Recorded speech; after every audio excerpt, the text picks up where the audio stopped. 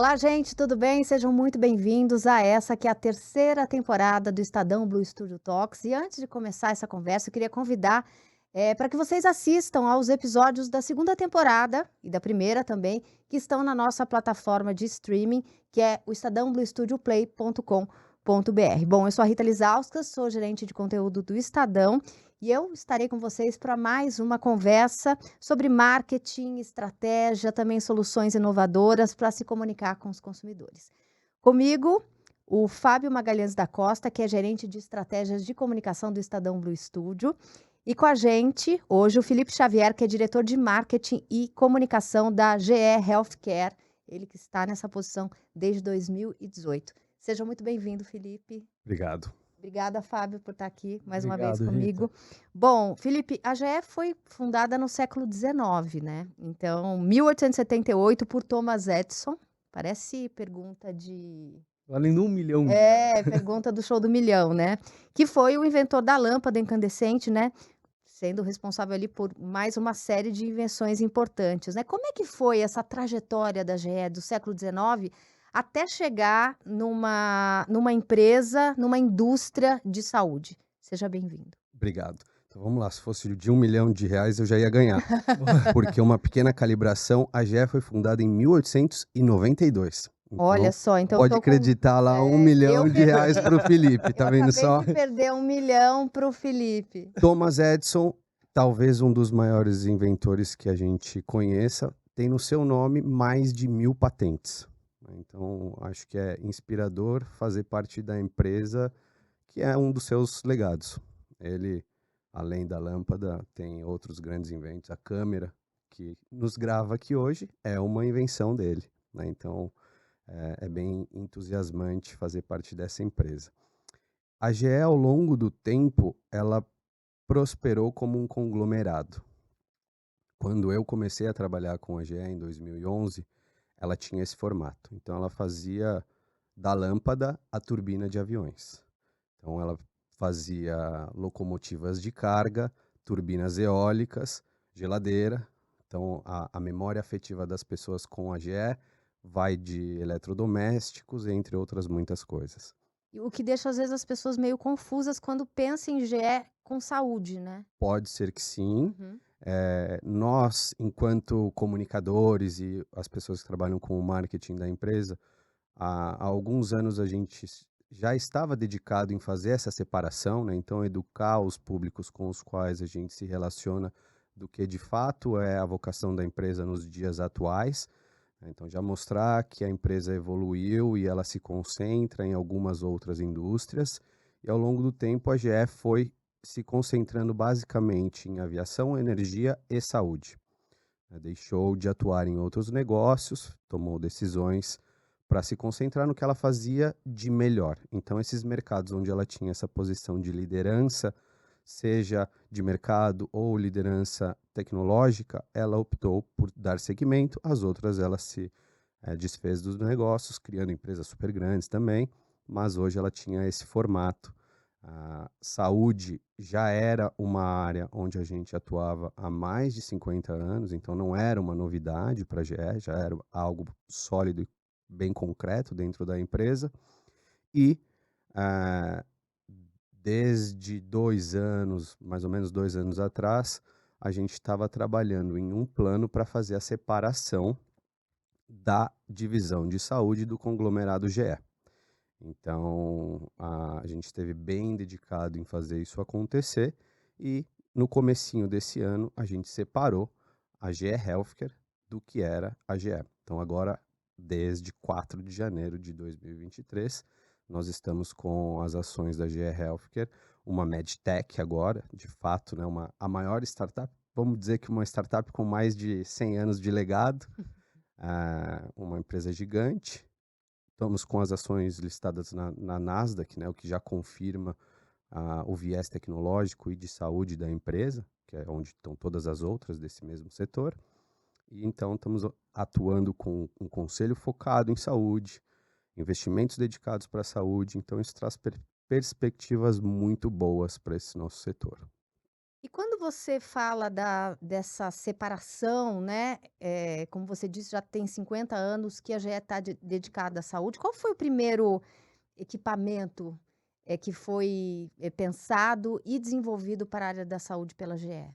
Olha, a linha do tempo de inovação da GE em saúde, ah, começa com o raio-x, depois o ultrassom e a primeira ressonância do mundo também foi uma invenção da GE. Então essas 3 grandes máquinas, né, 3 linhas diferentes de produtos, tiveram seu nascimento dentro da empresa e foram sendo evoluídas ao longo do tempo. Mais recentemente a gente viu o primeiro ultrassom portátil. Ele também é uma invenção da GE, já tem alguns anos, hoje ele está numa versão muito mais atualizada, mas ele permite diagnósticos remotos em áreas que são muito carentes, né. Então a gente continua tornando o que eram os primeiros inventos, ainda trazendo eles para o estado da arte, mas essas 3 linhas foram as primeiras que a gente desenvolveu.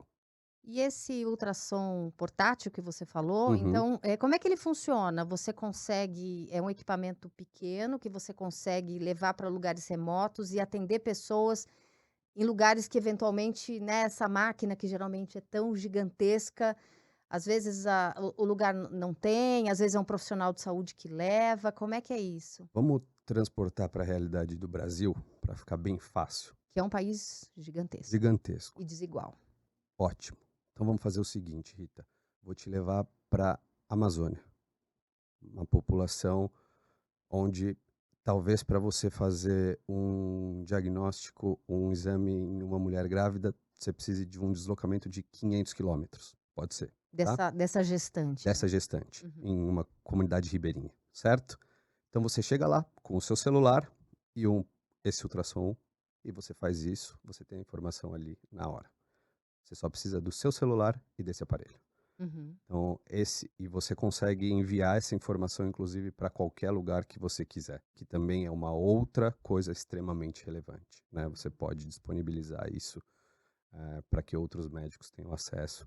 Então, você também facilita qualquer tipo de informação que a paciente precise a partir do exame, né? Então, o que pode acontecer é que, eventualmente, nesses lugares onde você não tem muitos médicos e às vezes você não tem especialista, às vezes você só tem ali um médico de família, né? Uhum. Ele, com acesso a esse equipamento, ele consegue alcançar, de repente, especialistas, se isso for necessário, com essas informações que esse equipamento da GE fornece. Isso é um equipamento que ele vai possibilitar um maior acesso, uma maior velocidade de resposta e também garantir que ao você ter um equipamento que ele é portátil, você amplia a escala. Então você consegue levar para um pool de atendimento onde isso não acontecia, né. E a gente já viu, aplicações esse produto se chama Vscan, o da GE Healthcare. A gente já viu aplicações do Vscan onde elas foram determinantes. Vou te dar um outro exemplo bem real que eu estava lá e eu assisti, foi muito bacana. Durante os Jogos Olímpicos da Rio 2016, a gente tinha esse equipamento disponível para os atletas. Onde? Nos esportes de maior impacto. Então, você tinha que determinar se uma fratura ela ia exigir alguma intervenção que Remoção do atleta ou a manutenção dele na competição? porque isso poderia tirar ele de competição. E teve um atleta durante um jogo que ele estava sendo removido para uma intervenção onde ele seria tirado da competição e o médico falou: "Espera, eu quero usar um equipamento, fazer um exame aqui na hora, porque eu não estou seguro E de que que esse seja É o diagnóstico VAR. é o ce" exatamente, né, então foi feito Que ali na legal. hora e foi diagnosticado que ele não tinha sofrido a lesão que estava sendo a suspeita, né, de lesão. E com isso mudou completamente o que seria o tratamento dele, ele só foi encaminhado para a policlínica e continuou competindo.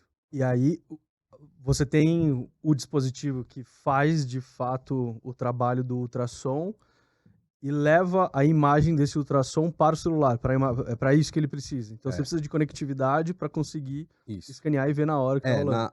na época, em 2016, ele ainda era conectado Aham. Ó, ao dispositivo. Hoje ele é wireless. legal. né? Então ele foi evoluindo também. E Então nem hoje se passou tanto tempo assim, né? nem se passou tanto tempo, mas já é um upgrade muito bem-vindo, porque facilita, né? Não ter cabos é muito bom. E quando se fala em conectividade, né, quais são os outros equipamentos que vocês fabricam e que vocês estão estudando e eventualmente vão lançar, onde essa conectividade seja importante, seja essencial? Olha, eh, as áreas críticas da operação da saúde talvez sejam as que demandem isso com maior urgência. O que que eu quero dizer por isso? O paciente ele é movimentado dentro de uma instituição, certo? Então, vamos supor que você dá entrada, em um hospital com um determinado quadro. Você vai ser movimentada e tem equipamentos que te acompanham, monitores. Os nossos monitores, eles hoje já têm soluções exatamente nessa linha. Então, eles não têm fios, eles podem cair. Eles são conectados ao seu celular ou à rede do hospital, porque em qualquer necessidade você não pode parar. Então, esses equipamentos de suporte à vida, por assim dizer, que são algumas das linhas que a gente tem, são os que demandam maior conectividade. Outros equipamentos, ultrassom, raio-x, ressonância, eles vão precisar de algumas outras coisas, que aqui eu adiciono inteligência artificial, conectividade, ela está presente porque vai facilitar com que você tenha informação, mas ela não é, eu não diria que ela não é a prioridade número um para que o equipamento seja mais eficiente ou que ele seja mais inovador na leitura do cliente, diferente do que é suporte à vida, né? Então, esses equipamentos que eles vão acompanhar o paciente, eles vão precisar sim ter respostas mais rápidas para ajudar a tomada da decisão médica. Os equipamentos que são de diagnóstico, eles vão precisar de mais precisão para apoiar o laudo médico. Então, eu dividiria nessas duas categorias. E nesse contexto, né, de dispositivos mais inteligentes, né, você falou um pouquinho de inteligência artificial, eu queria falar sobre análise de dados, né, para Uhum, capacitar esses médicos a tomarem decisões mais assertivas, né, uhum. aprendendo ali com esses dados que acabam sendo gerados por outros exames, né. Como é que isso entra nos equipamentos de vocês? Vocês conseguem, nesse portfólio que vocês têm, oferecer esse tipo de informação para que o médico possa tomar as decisões dele de uma forma mais, certeira? Talvez eu vou adiantar um pouco o nosso papo, depois a gente volta, mas a gente pretende falar de longevidade. Então vamos pensar o seguinte, acho que um ponto importante para a longevidade é a informação, né? E eu vou responder a sua pergunta fazendo um recorte com o câncer de mama. Câncer de mama é a doença que mais mata mulheres. Ponto. E as pessoas acham que ela só acomete mulheres. Já é um primeiro problema. Também afeta homens. Então, pessoal que está nos escutando, informem-se sobre isso. Uhum. Afeta pessoas. Ponto. O que a gente fez? Duas coisas muito relevantes. Primeiro, a gente sabia que existe uma grande restrição às mulheres em relação ao exame de mamografia. Elas reclamam de incômodo, é um exame que as machuca. Então tem uma série de tabus relacionadas à mamografia que a gente, enquanto empresa, falou: opa, peraí, talvez a gente possa ajudar. Qual foi a primeira coisa que a gente fez? Juntou um time apenas de mulheres para trabalhar em um equipamento para mulheres. Então, quando a gente colocou as mulheres no centro do projeto de pesquisa, a gente desenvolveu um equipamento onde ele tinha um grande diferencial. Ele dava para a paciente o poder de decidir a pressão que ela queria colocar para fazer o exame de mamografia dela. Então ela tinha um controle que ficava na mão dela e ela ia pressionar e dizer quanto era o que ela aguentava. Esse produto existe, ele está no mercado hoje, é um produto que a gente tem disponível, inclusive no Brasil e outros mercados da América Latina. Primeira coisa que a gente percebeu: ao dar o poder para a paciente, todas pressionam mais do que é necessário para realizar o exame sem manifestar o incômodo. Ou seja, não é um problema da mamografia, é um problema relacionado a todo o estresse, Processo. o processo. Ter alguém me manuseando, ter alguém... então, todo aquele processo ele é tão desconfortável que o meu exame já é ruim.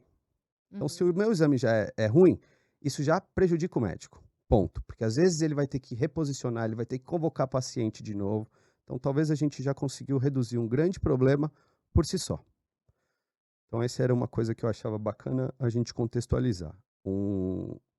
Que é reflexo de investimento para novos produtos. Atrelado a isso, o que a gente fez? A gente desenvolveu, em parceria com um grande hospital, um software para fazer o quê?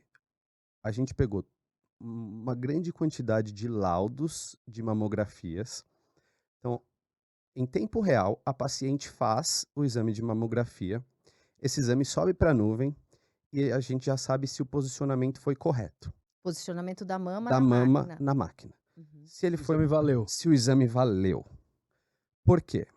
Porque muitas vezes a paciente recebia um diagnóstico de falso positivo ou de falso negativo. Ou era convocada para Ou fazer o que é o exame. pior cenário do Sim, mundo. porque já aconteceu Só de eu comigo. ligar, Rita, Ligam para. volta para fazer um exame. Ninguém vai te dizer que não é o pior cenário quando você recebe um Acabou. telefonema desse. Outro, é o Certo. tiratema, porque a primeira talvez já... Isso psicologicamente é terrível. E o que a gente quer é justamente o contrário. O câncer de mama, se ele é diagnosticado precocemente, a chance de cura ultrapassa 90%. Essa é a informação que a mulher precisa ter na cabeça. Porque praticamente, de cada 10 mulheres, 3 vão ter câncer de mama. Então a gente precisa que todas elas saibam que elas precisam identificar o câncer de mama muito rápido e tratar. Uhum. E elas vão viver a vida muito bem, obrigada. Mas você falou que aí quando joga para a nuvem essa imagem, você já sabe Você já sabe ali se o exame vai ser validado e se está certo isso enquanto ela está na sala enquanto ainda. ela está na sala. Entendi. Então, esse é um software que ele valida o exame de mamografia. E o índice de precisão dele é superior a 98%. Ou seja, ele praticamente não falha. É um exame de mamografia perfeito. Então, esse é um exemplo de como você combina tecnologia, inovação e a experiência da paciente para garantir que as coisas funcionem melhor. E isso, para o médico, é o cenário perfeito, Uhum. porque ele não erra. E ele consegue garantir que a paciente vai receber a informação que é a informação relevante para ela e ela é fidedigna. Uhum. É muito diferente de você voltar para sua casa e eu te chamar para você fazer um outro exame do que você saber qual é a informação e a gente falar, o plano é esse, esse e esse. Uhum. Então, esse é um caso que a gente gosta de ter internamente, porque sabemos que é relevante, né? E ele é bem positivo. Agora você falou disso, de uma inovação, né? De mulheres serem colocadas ali no grupo de pesquisa, né? Uhum. Porque são elas que sabem o quanto aquilo é incômodo, o quanto ser chamado novamente é psicologicamente ruim, né? Eu queria falar de inovação. Qual que é o caminho que essa inovação que vocês propõem percorre até ela virar realidade, né? Então, como é que vocês fazem essa pesquisa? A gente sabe meio que de forma intuitiva como funciona isso com um novo medicamento, né, que passa ali por todas as fases de pesquisa, até você fazer a pesquisa com as pessoas, novas vacinas, mas e um novo equipamento? Qual que é o caminho percorrido até um equipamento novo, e pode ser para o diagnóstico de câncer de mama, de outros cânceres, outras doenças, até isso ser realidade e a gente encontrar com isso no hospital? A primeira resposta é que você não vai gostar, Ah, meu Deus! que é confidencial. Né? Essa é a primeira resposta. Mas, isso dito, quando a gente anunciou essa nova empresa, a primeira coisa que a GE Healthcare fez questão de anunciar no dia 1, lá em 4 de janeiro de 2023, foi o compromisso com o desenvolvimento de novos produtos e novas soluções dedicadas à saúde. Esse ano a gente está dedicando mais de $1 bilhão para isso. Para pesquisa. Para pesquisa e inovação. Uhum. Então, nós temos caminhos de produtos Então, as frentes onde a gente já atua e somos fortes, que é ultrassom, diagnóstico por imagem, a nossa parte de meios de contraste e também suporte à vida. Essas 4 frentes são caminhos que a gente desenvolve e, adicionalmente aqui, entra também inteligência artificial. É uma outra frente de pesquisa muito forte para a gente. Esse ano nós temos 53 soluções aprovadas pelo FDA, que é o órgão regulador dos Estados Unidos. Somos a empresa com o maior número de soluções com a inteligência artificial validada por eles. Uhum. Então, essas são as 5 frentes de pesquisa que nós temos atualmente. E aqui nós temos 2 caminhos. Um é atualizações tecnológicas dos produtos que nós já temos. Então, pense assim, nós temos ressonâncias e a ressonância ela precisa atender desafios dos nossos clientes. Quais são esses desafios? Você já fez uma ressonância magnética? Sim. Como foi sua experiência? Olha, eu fiz uma ressonância magnética depois que meu filho nasceu. Então, para Uhum. mim foi maravilhoso, porque foram 50 minutos que eu pude dormir. Então, você pode ver que às vezes a experiência de uma pessoa não é a mesma da outra. Claro, claro, não. Mas geralmente é um equipamento que muitas vezes as pessoas se sentem incomodadas por ser um equipamento fechado e às vezes por conta do barulho, né? Se a Uhum. gente, por exemplo, eventualmente tem uma criança ou alguém mais sensível, aquilo pode ser mais Tem o incômodo, lance né? da repetição, né? Qualquer mínimo movimento, ele é muito sensível. É, Volta, não valeu, não valeu. aí você fica com medo até de É, respirar, de é, se mover. Será que eu posso quer que aquilo engolir? funcione, que é o Você já fez? já, e foi justamente isso. Para, volta, volta, volta. Legal. Então, a ressonância, nós temos algumas coisas que foram acontecendo. Então, você já tem a redução dos ruídos, né? Então, Uhum. quando você está fazendo o exame, já tem equipamentos que eles são bem silenciosos. Você praticamente não percebe que você está fazendo uma ressonância. Você já teve a expansão do... Dessa cápsula, né? Que Exatamente. você. O diâmetro foi ampliado. A redução do tempo do exame. Nós desenvolvemos um software chamado Ericondiel. Esse software ele foi apontado como a maior invenção tecnológica dentro de ressonância magnética dos últimos 10 anos. Ele foi concebido para melhorar a qualidade da imagem. Uhum. Imagem melhor é diagnóstico mais assertivo, né? Preciso. Uhum. A gente precisa de mais precisão para garantir que você não tenha desperdício dentro do setor. Eu não quero que o Fábio seja submetido a 10 exames. Quero que ele faça um e acabou. É bom para ele e bom para o sistema de Bom para saúde. todo mundo. Uhum. É o que a gente busca dentro do crescimento sustentável do setor. A gente precisa eliminar ineficiências. Então, esse é um caminho, né? E a gente está contribuindo com essas soluções que melhoram precisão. Ao a gente conseguir esse ganho de qualidade, e ela é proporcionada por advento de Deep Learning, ela vai melhorando a imagem, teve um ganho que ele é secundário, mas ele foi muito bom, que foi a redução de tempo. Em alguns casos, dependendo da parte do corpo que você faz, ele funciona para o corpo inteiro, chegou a 70% De redução. de redução de tempo. Uhum. Então, isso gera um aumento de produtividade muito grande, né? Sim, porque você tem mais slots ali para preencher no hospital. É mais confortável para o paciente também, que Você fica escoa a menos fila. tempo ali. É, Você fideliza, né? Porque depois que você faz um exame mais rápido, eu prefiro fazer ali. é. e olha como a gente não tem restrição à inovação no Brasil. Esse software, o Ericondiel, nós temos ele. O Brasil hoje é um dos maiores mercados para ele no mundo para GE Healthcare. Nós temos um cliente no Acre, completamente fora de qualquer eixo de inovação que a gente pensa, né, no nosso país. Ele estava com um problema de fila relativamente grande. Ele aportou essa solução na sua operação. Ele roda ressonância 24/7. Ele chegou a fazer 90 exames em um único dia. Uhum. É um dos melhores resultados que a gente tem no mundo inteiro. Ele Aumentou a velocidade da fila dele, otimizou esse Você investimento. Produtividade, torna uma unidade de negócio mais eficiência, rentável, ponto final. e você amplia o acesso para a população, Sim. né? É. Isso, para um país como o nosso, que ainda é carente de acesso, a gente sabe que é um Sim. benefício muito bom. São menos equipamentos para mais atendimentos, né? Exatamente, Uhum. exatamente. E quando você fala de inovação, vocês têm, a GE tem um centro de inovação ou são parcerias com universidades? O que você pode contar que não seja Confidencial. confidencial Tá pra bom. gente? Não, nós temos sim centros de inovação, alguns no mundo. No Brasil, nós temos um hub de inovação. Ele fica no Rio de Janeiro, liderado pelo Thomas Doring, meu colega. E aqui essa área de inovação é muito legal porque ela é 100% desvinculada de qualquer atividade comercial da GE Healthcare. Ou seja, isso significa Tem a liberdade para testar, e para criar desenvolver sem qualquer viés comercial. isso, que é o que vai garantir que é uma inovação que vai atender.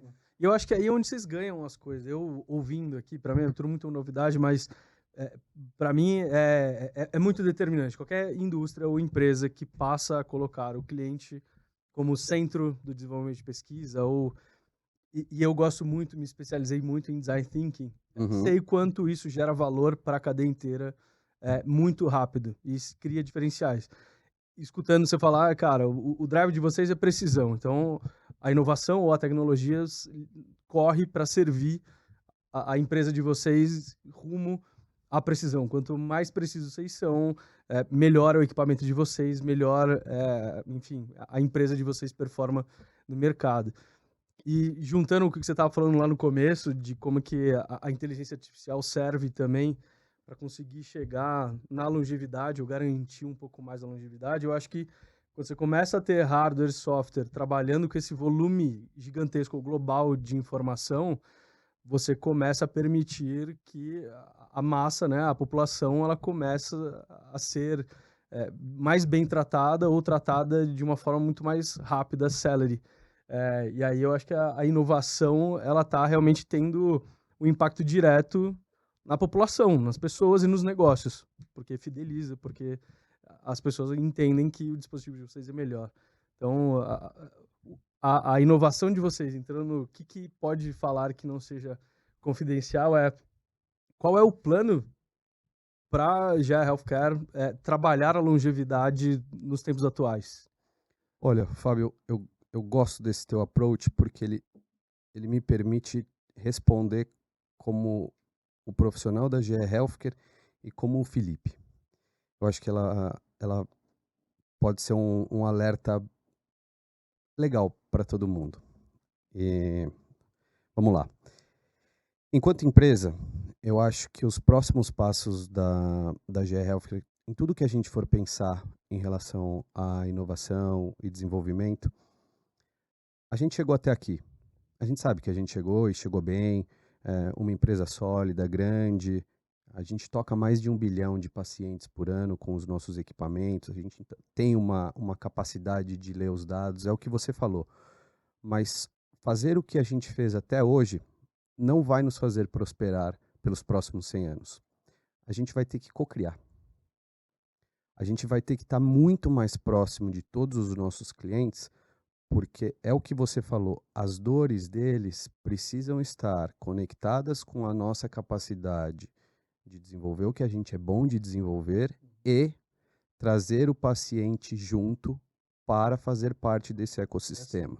Incrível. O que eu quero dizer por isso? Não adianta a gente ter hospitais, operadoras, pensando em atender uma população que está envelhecendo, empresas dedicando recursos e investimentos para equipamentos que gerem mais precisão, reduzam ineficiências, tragam diagnósticos mais precisos, aumentem produtividade e pacientes que não se preocupem em viver mais. A gente teve o Summit de Saúde do Estadão recentemente e eu ouvi uma frase no Summit que foi a seguinte: a gente fica velho antes de ficar rico. E eu achei ela engraçada. Foi de um professor E eu diria que a gente não se informa antes de ficar velho. Porque talvez a Forte. gente ache que isso não vai acontecer com a gente, isso Quando acontece com os chega. outros, né? Exatamente. Eh, a gente vai perdendo massa magra ao longo da nossa vida. As pessoas não se preocupam com massa magra. As pessoas se preocupam com outra doença, né? Outras doenças. As pessoas precisam se preocupar em garantir que elas vão estar bem para andar, para fazer as necessidades básicas de ser humano que vão envelhecer. Não adianta você querer ter tratamento se você não vai conseguir chegar no hospital, Uhum. né? Então, de novo, enquanto Felipe, pessoa, eu acho que esse é um alerta para a gente ter a consciência. Você vai querer viver mais de 100 anos? Você está disposto a isso? Talvez não seja uma decisão sua, mas se prepare para isso. Porque senão você vai gastar todo o dinheiro que você planejou para ter cuidando da sua saúde. Eu acho que não deve ser a mentalidade, né? Eu acho que a gente precisa. Mas não deve ser um karma, né? Deve ser uma boa Exatamente, notícia. exatamente. Não, e Deve você ser tem uma que boa cuidar da sua notícia. saúde nessa trajetória toda, né? É. Uhum. Que você vai viver 100 anos, Cita? O que você vai precisar fazer? Você vai precisar tomar 2 litros de água por dia? Você vai precisar fazer um check-up a cada 2 anos? Você vai precisar fazer musculação 3 vezes por semana? Escutar música? Não sei. Mas a gente precisa minimamente ter essa consciência e disseminar essas informações, porque hoje não está na cabeça das pessoas. A preocupação é muito mais como é que o sistema vai Vai cuidar fazer, como dessas tá vidas. cuidando. E não é só uma preocupação do sistema. A gente tem que fazer com que a população também seja um elo aqui. Senão vai dar errado. Mas enquanto empresa, é muito. Trabalhar para dar É, sustentação muito. à indústria. Sou muito feliz de estar lá dentro e ver que estamos nos movimentando para viabilizar e estamos cada vez mais abertos a fazer isso de forma plural, porque já entendemos que é um movimento irreversível, eu diria, né? Se vocês conversarem, tiverem o prazer de conversar com o nosso CEO para a América Latina, o Rafael Palombini, vocês vão ouvir exatamente a mesmíssima coisa, que a cabeça dele está visualizando A gente estava falando um pouco esse antes da modelo. gente entrar aqui no estúdio, que no Brasil já tem mais de 30 mil pessoas que são centenárias. E aí eu ouvi aquilo ali, no mesmo comentário eu ouvi, enche um Maracanã. Imagina você encher um Maracanã de idosos com mais de 100 anos, centenários. Aí eu falei, cara, é muita gente. E aí o que a gente tava falando, cara, a inversão da pirâmide já começou. E Sim. conseguir planejar isso tudo, dar bem-estar para todo mundo, é algo que não depende só da indústria. A Sim. sociedade ela precisa entender e se conscientizar, né, de que a gente vai viver mais. Outro dia, compartilharam comigo o vídeo de uma senhora de 94 anos que ela ia no mercado sozinha e ela fazia as compras e ela subia a escada. Não sei se vocês viram isso. Eu vi. Autossuficiente. Aham. E as pessoas estavam chocadas que ela Como? fazia isso. E ela falou: eu fiz musculação a minha vida inteira e eu cuidava dos meus músculos para eu poder chegar na minha idade e estar fazendo o que eu estou fazendo. E aí, eu estava num grupo lá de discussão e eu falei: pô, quantas pessoas daqui fazem musculação e estão preocupadas em conseguir ir no banheiro sozinhas daqui Sim, 50 anos? tem que pensar, eu preciso tomar banho, lavar minhas costas, amarrar meu tênis, né?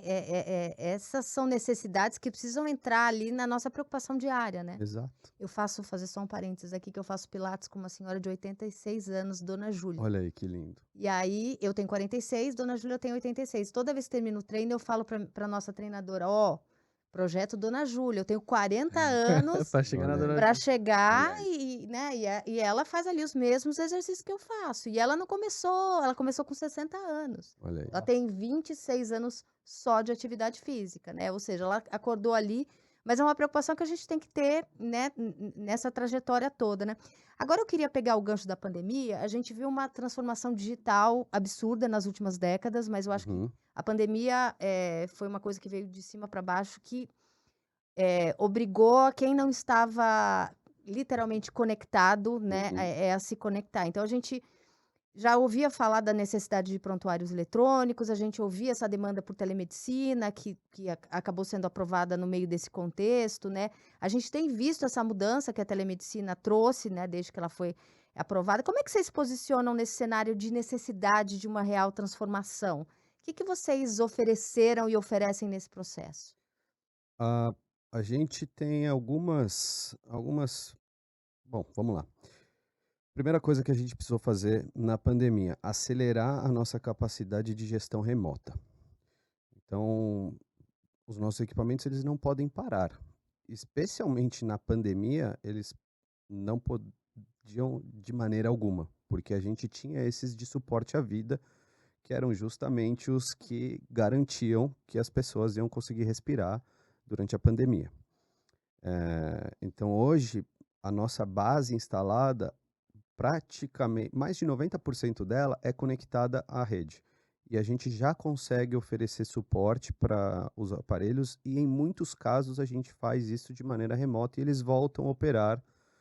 Claro, se você precisar trocar alguma peça, alguma coisa assim, vai um engenheiro de campo e efetua, mas a gente já vê muitas coisas acontecendo de maneira remota. Então, esse foi um componente que a gente acelerou a escala de atendimento em função da pandemia.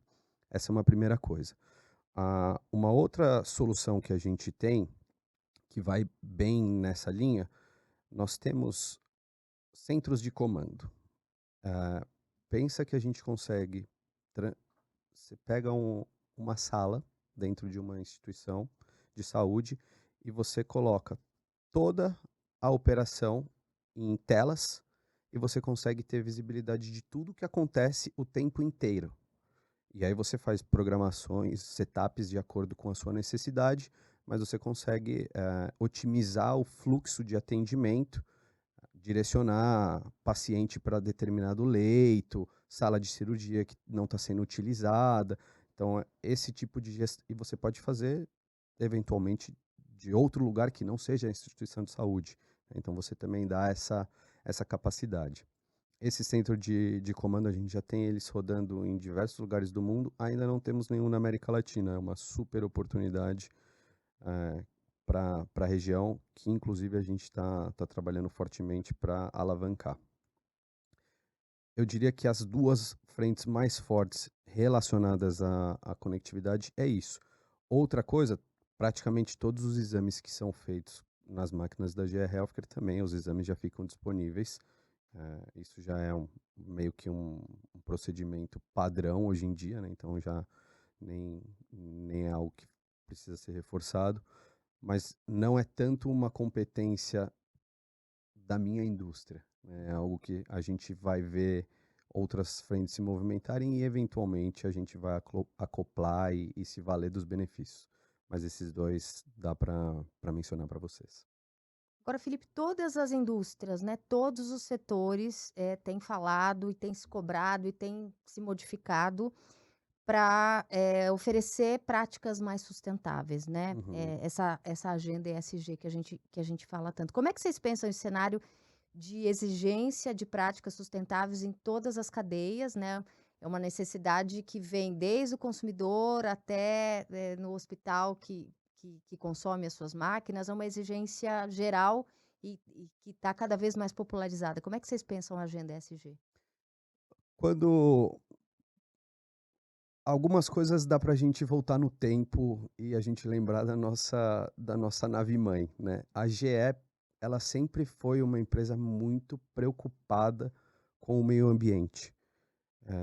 A GE houve um tempo onde ela tinha como razão de ser resolver os maiores problemas da humanidade, sejam eles quaisquer que fossem. Então, era por isso que você via turbinas eólicas sendo desenvolvidas com o princípio de serem as mais eficientes do mundo, esse tipo de coisa. Então, os produtos que eram desenvolvidos pela GE, eles já buscavam ser os mais eficientes possíveis. E isso faz parte da GE Healthcare ainda hoje. A concepção dos equipamentos da GE Healthcare, e isso é uma exclusividade nossa. As nossas maiores máquinas o desenho delas permite upgrades em todas elas. O que isso quer dizer? Você faz um investimento para a compra de uma ressonância. Passa 15 anos. Em tese, você precisaria trocar esse equipamento. No caso de você ter investido em uma ressonância da GE Healthcare, você não vai descartar esse equipamento. Você vai nos chamar, a gente vai realizar um upgrade, a gente vai trazer esse seu equipamento para o que é a tecnologia mais atual hoje e a gente faz essa mudança, essa atualização tecnológica sem necessidade de descartar o equipamento. Ou seja, você está gerando menos lixo. Exatamente. Cara, eu iria muito mais além, porque a gente está acostumado à obsolescência programada e que te força a trocar o seu dispositivo e comprar e dar Uhum.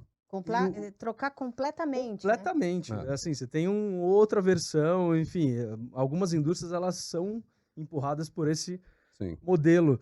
E o que você está falando é, a nave-mãe, ela se criou, ela foi inventada por um grande inventor com um propósito Uhum. de resolver os problemas da humanidade e continua. E o propósito, ele permeia tanto o desenvolvimento de produto a ponto de estamos criando para você não precisar trocar, e sim fazer a manutenção. E aí eu acho que você traz aí um ponto que, além do ESG, é, de fato, o trabalhar com propósito. Talvez isso inspire muito as pessoas que trabalham dentro da companhia. E prova de que inspira é que a gente tem um grupo de funcionários que é um hub verde. Então, esses funcionários desenvolvem ações para que a gente opere de maneira mais sustentável. Então, os nossos equipamentos eles são entregues em caixas. Eles desenvolveram uma ação onde eles pegam esse material ele é convertido em biomassa, em alguns casos. Essa biomassa gera energia, ou ela é transformada em cadeiras, mesas, e essas mesas são doadas para ONGs.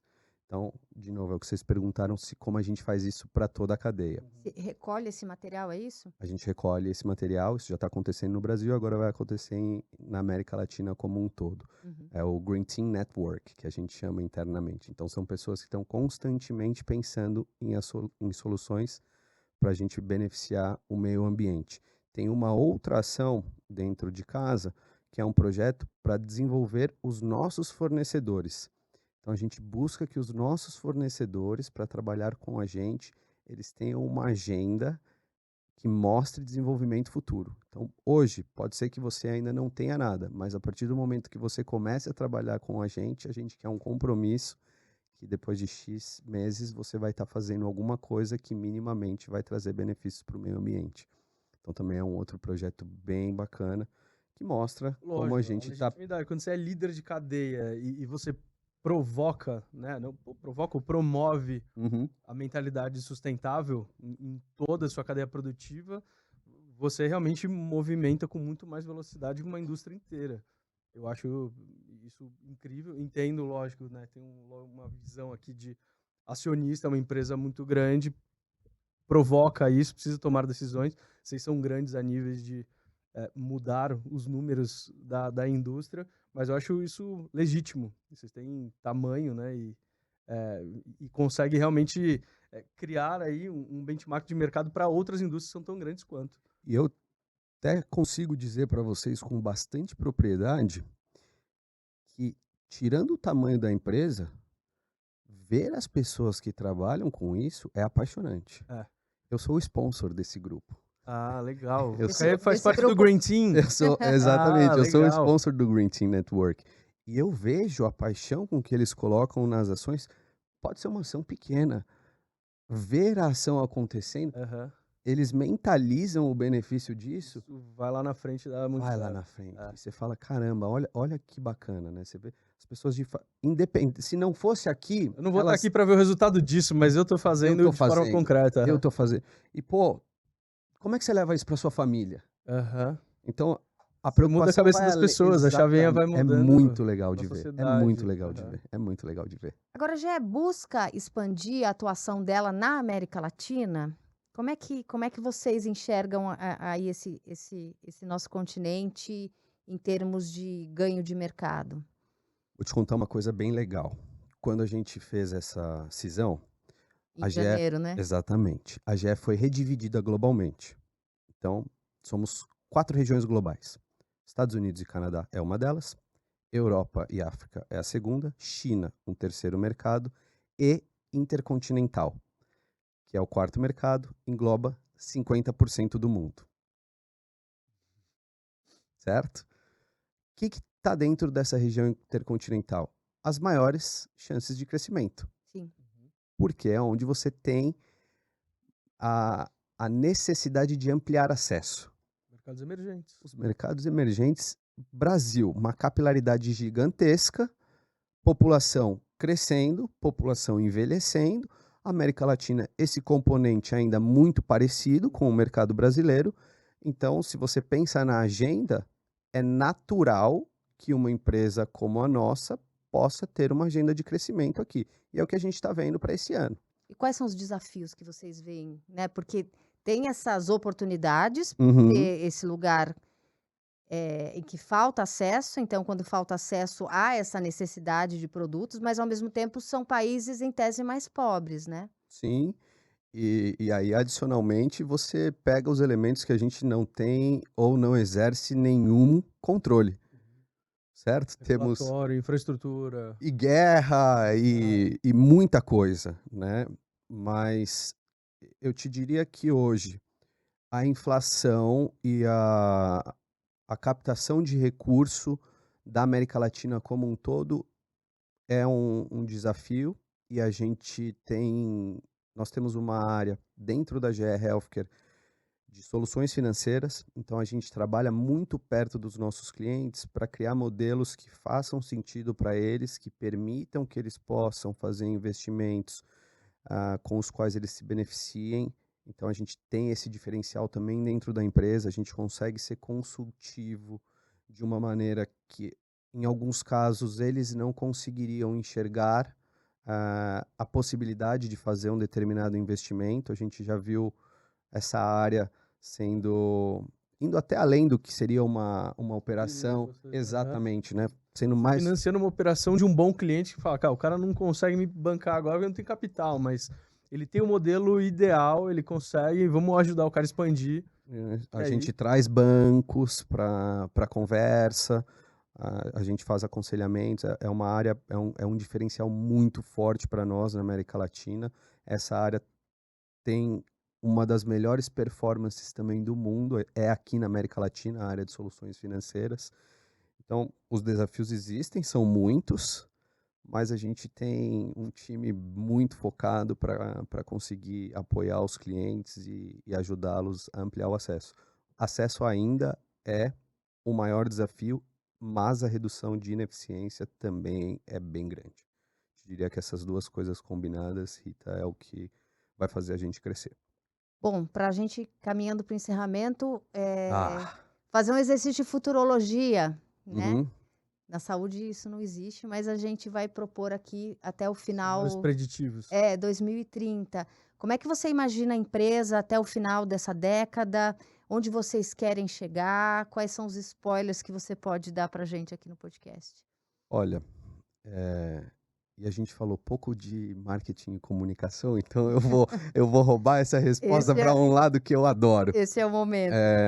Mas eu gostaria que as pessoas conseguissem compreender cada vez mais e mais essa vocação da GE Healthcare para ajudar o crescimento sustentável do setor da saúde.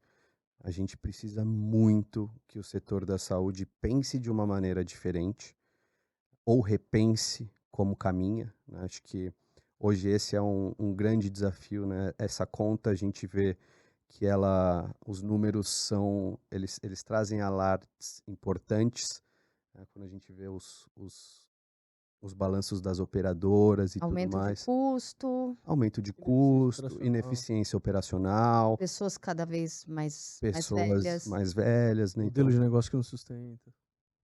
temos muitas referências, né? Acho que se a gente pensa corpo clínico, o próprio SUS, o modelo do SUS como ele e a capilaridade dele, tem muitas coisas boas, mas também tem muitas coisas que são grandes desafios.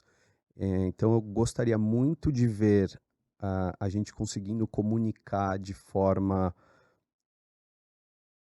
sólida, consistente e com um alcance cada vez maior o que a GE Healthcare pode fazer como empresa atuante dentro do setor da saúde e acima de tudo isso, que a gente consiga co-criar com os nossos clientes justamente para eliminar esses gargalos que a gente ainda vê trazendo pressões dentro do setor da saúde, né? Que a gente consiga se concentrar para fazer o bem e gerar qualidade de vida para as pessoas e não o contrário. Então, vocês querem ser vistos como aliados nesse desafio.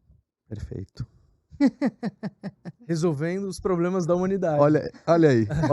Thomas Edison tá feliz onde quer que ele esteja, nesse exato instante. Legal, muito legal. Bom, eu queria agradecer aqui a presença do Felipe Xavier, que é diretor de marketing e comunicação da GE Healthcare. Muito obrigada pelo teu tempo. Queria agradecer também meu colega aqui, o Fábio, que me ajudou nessa entrevista. Eu que agradeço, super prazer estar aqui com vocês hoje. Muito obrigada. E obrigada a você que acompanhou com a gente mais esse episódio do Estadão Blue Studio Talks. Até a próxima.